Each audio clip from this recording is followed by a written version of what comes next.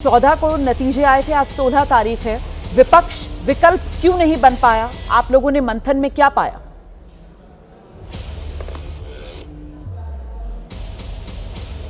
शुरू से बहुत ही एक कह लूं कि असमान प्रतिस्पर्धा की तरह था और इसमें चुनाव आयोग जैसी संस्था पूरी तरह से मूकदर्शक बनी रही और बीच चुनाव में जिस तरह की घोषणाएं हुई और लोगों के खाते में पैसे डाले गए उसका भी एक असर रहा। लेकिन निश्चित तौर पर ये नतीजे हमारे लिए बहुत ही अविश्वसनीय और कल्पना से परे हैं। हम सब लोग जो भी उम्मीदवार हमारे रहे और जिन भी इलाकों में हमारे संगठन के पदाधिकारी बीच चुनाव में घोषणाएं कौन सी? बैठक है 6 अक्टूबर को हुई थी चुनाव की तारीखों का ऐलान। तो बीच चुनाव में कौन सी घोषणा हुई है? किस तरफ इशारा है? मैं समझी नहीं। जी उसके ठीक कुछ दिन पहले जिस तरह से 10,000 रुपये उन महिलाओं के खाते में डालने की बात हुई और चुनाव के दौरान ही अलग अलग तिथियों में वो डाले गए, इसको रोका नहीं गया। ये एक तरह से अनैतिक काम था जिसको अंजाम दिया गया और चुनाव आयोग, केंद्र सरकार नहीं तो आपने भी तो चुनावी वादा किया। तीनों के आपने बीच चुनाव में आकर पहले आपने कहा कि 2,500 रुपए महीना देंगे माई बहन सम्मान योजना के तहत। उसके बाद आपने बीच चुनाव में आकर तो आप लोगों ने ये ऐलान किया कि कैसे 14 जनवरी को पूरा साल का 30,000 रुपया एक साथ डाल दिया करेंगे। मतलब जो आपका तेजस्वी प्रण था उससे आगे बढ़कर आप लोगों ने 14 जनवरी बाकायदा तारीख का ऐलान किया। बीच चुनाव में कुछ नया ऐलान तो फिर इसको समझा जाता है। दिखने लगी थी हार रहे हैं, मैं ये जानना चाह रही हूँ। मतलब वो दिखने लगा था हार रहे हैं, एक डेस्परेशन था कि आना पड़ा सामने और कहना पड़ा कि 14 जनवरी एक साथ 30,000 रुपया एक मुश्त आएगा महिलाओं के खाते में पैसा। रोमाना जी 5 वर्षों तक सरकार चलाने के दौरान यह एहसास नहीं हुआ कि उन महिलाओं को स्वावलंबन के साथ जीवन जीने का अधिकार हम दें और कोई सुविधा दें। लेकिन एक सप्ताह पहले सरकार को ये एहसास हुआ कि इनका कल्याण करना चाहिए। और क्या संयोग है कि उन्हीं जीविका दीदियों का सदप्रयोग चुनाव आयोग के द्वारा महिलाओं की भागीदारी सुनिश्चित करने के लिए किया गया और वो सब पोलिंग स्टेशन पर बैठी रहीं उसी दायरे में। ऐसा कभी देखा नहीं गया। तो इसलिए पूरी तरह से जैन जी देखिए, अब तो 5 साल के बाद ही चुनाव होंगे बिहार में और हम लोग 5 साल के बाद ही अब तो बिहार में चुनाव होंगे। ये बात हम सभी जान रहे हैं। हाँ ठीक है, तो इसने क्या फ्री हैंड दे दिया है कि बिहार के वोटर का अपमान करेगी? इसमें कोई दो मत नहीं है। मैं ये जानना चाह रही थी कि मतलब आप वोटर पर जो ये आरोप लगा रहे हैं कि वोटर बिक गया, मतलब आप ये कह रहे हैं कि वोटर बिक गया। वो बड़ा एक मशहूर डायलॉग था ना, गवर्नमेंट बिक गई। यहाँ पर ऐसा लग रहा है कि आरजेडी आरोप लगा रहा है कि वोटर बिक गया। नहीं, अपमान तो आप कर रही हैं या आप घुमा फिरा कर वही काम कर रहे हैं। या तो आप कह रही हैं या सत्तारूढ़ के दल कर रहे हैं।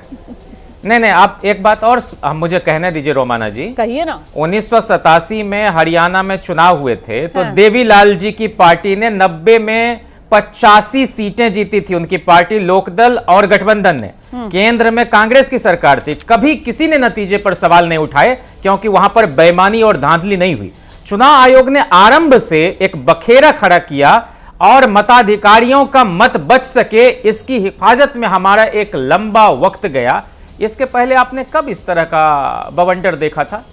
इसलिए हम तो इतना ही जानते हैं कि हमारी ओर से कहां कमी रही और बाह्य कारक क्या रहे और अदृश्य ताकत कौन है। सर आप सही कह रहे हैं। मैं तो जब से पत्रकारिता कर रही हूँ मैंने तब से इस तरीके का आरोप प्रत्यारोप देखा नहीं। हमने तो यही देखा कि लोकतंत्र में जो हारता है, जो जीतता है, वो ससम्मान जनादेश को स्वीकार करता है। लेकिन ये 2014 के बाद का जो विपक्ष है ना सर, वो अलग किस्म का विपक्ष है। 2014 के बाद वाला विपक्ष जो है वो सब कुछ कर लेता है सर, लेकिन ससम्मान बस जनादेश को ही स्वीकार नहीं करता है। यही काम अभी आप कर रहे हैं। मैं बिना वक्त गवाए आपकी जो बात है वो ले चलती हूँ सर। मैं बीजेपी के पास चलती हूँ आपकी बात लेकर, लेकिन दर्शक को मैं ये बताती चलूं जिस बात का जिक्र मैंने पहले भी किया था कि यहाँ कितना भी सवाल उठा लिया जाए जनादेश पर सर, 59 सीटें ऐसी हैं जहां पर सर 30,000 से ज्यादा वोटों से एनडीए के उम्मीदवार ने जीत दर्ज की। तो नहीं करते हम इस जनादेश का 30,000 स्वीकार तो सबको होता है। मैंने तो ससम्मान स्वीकार हो सकता है, इसका स्वागत नहीं किया जा सकता। ससम्मान स्वीकार करना, वो तो नहीं कर रहे ना आप। यहाँ पर कटघरे में खड़ा करने के लिए, छीछा लेदर करने के लिए जो आपकी ऑपोजिशन है उसको तो आप एकदम कटघरे में खड़ा, और हम तो ये जानते हैं कि अगर इस तरह के चुनाव होंगे, मैं चलती हूँ गुरु प्रकाश पासवान के पास दर्शकों को लेकर। हम तो कह रहे हैं कि भाजपा के जिन लोगों को हार का सामना करना पड़ा, उन लोगों का क्या गुनाह था? सुन लिया, आरजेडी की तरफ से पराजित प्रत्याशियों को जिता देना चाहिए था, वोट खरीद लिया, धांधली करवा ली। हमारी सहानुभूति है उन उम्मीदवारों के प्रति भाजपा के जिनको हार का सामना करना पड़ा। यही आरोप है ना।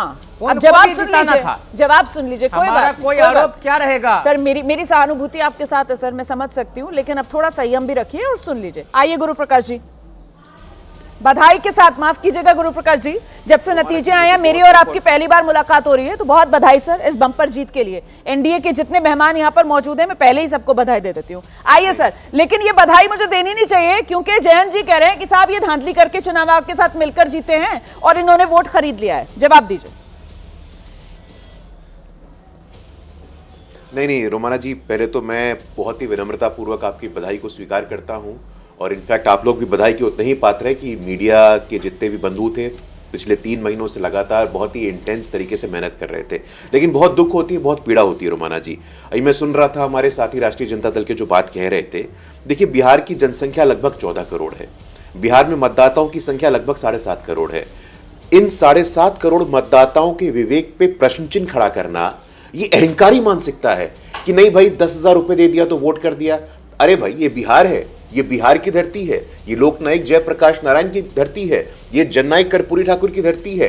लोकतंत्र के लिए हम लड़ते हैं, लोकतंत्र के लिए खून बहाते हैं। देश में आपातकाल लागू होता है तो पूरे देश में कहीं और आपातकाल के विरुद्ध आंदोलन नहीं होता है, लेकिन पटना के गांधी मैदान में होता है। आपको लगता है कि पटना के एवरेज आदमी का बिहार के आम नागरिक को डिसएनफ्रेंचाइज कर दिया जाएगा और आदमी चुप बैठेगा? आंदोलन हो गया होता, आंदोलन हो गया होता। बिल्कुल 75 के तर्ज पे 50वां साल चल रहा है इमरजेंसी का।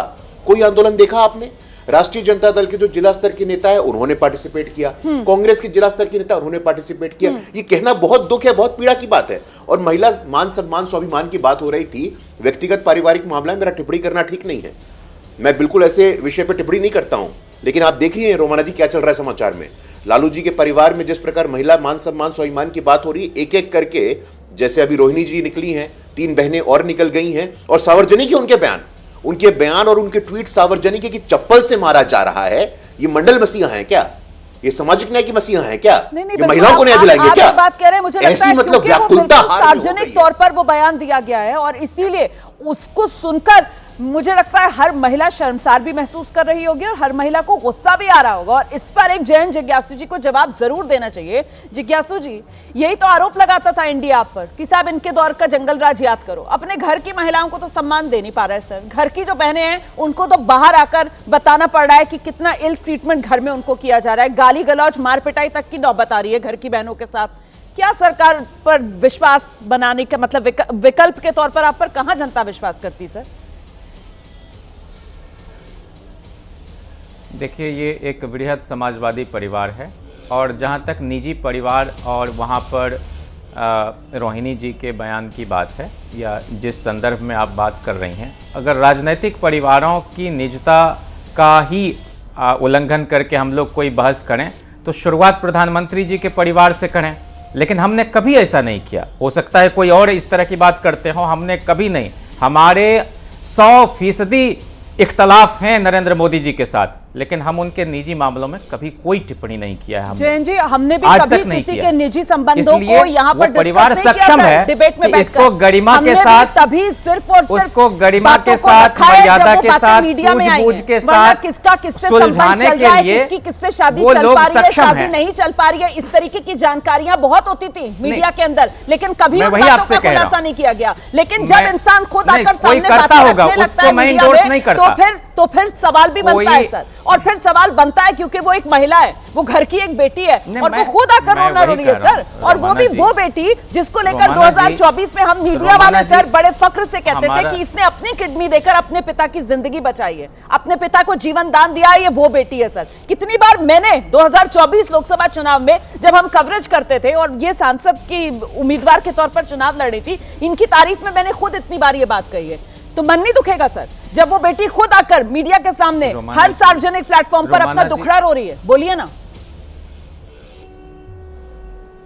रोमाना जी, आपसे मेरा बस इतना ही इसरार है, मैं आपकी भी इज्जत करता हूँ, इस देश की हर इंसान, जो भी हमारी बहनें हैं, बेटियां हैं, हमारी साथी हैं, सबका सम्मान है, और ये बिल्कुल जमहूरी हक है कि हम जो भी महसूस करते हैं उसको एक तर्जुमानी दें। लेकिन मैं फिर आग्रह करूंगा कि वह परिवार पूर्णतः सक्षम है अपने मामले को एमिकेबली और ग्रेसफुली और डिग्निफाइड मैनर में सुलझाने के लिए। क्या हमारे परिवार मुझे भी अच्छा नहीं लग रहा है किसी के पारिवारिक कलह को लेकर इस तरीके से बात। शरद यादव जी एनडीए के, सुनिए ना, शरद यादव जी एनडीए के कन्वेनर थे, गुरु प्रकाश जी उनकी भी इज्जत करते हैं। उन्होंने सदन में कहा कि मैं तो पिता के साथ मेरा हमेशा मतांतर रहा, मैं तो मां वाला आदमी हूं, मैं तो मातृसत्ता की स्थापना का पक्षधर हूं। तो ये डिफरेंसेज भाई भाई में, बहन में, माता पिता के साथ होते हैं और उसको फिर रिजॉल्व भी किया जाता है। इसलिए मैं इतना ही कह सकता हूं उस मामले में, सुर्खियां बटोर रही है, इसीलिए आपसे प्रतिक्रिया लेनी जरूरी थी। वैसे भी मेरी डिबेट का आज ये टॉपिक नहीं है, मैं अब आगे बढ़ रही हूं।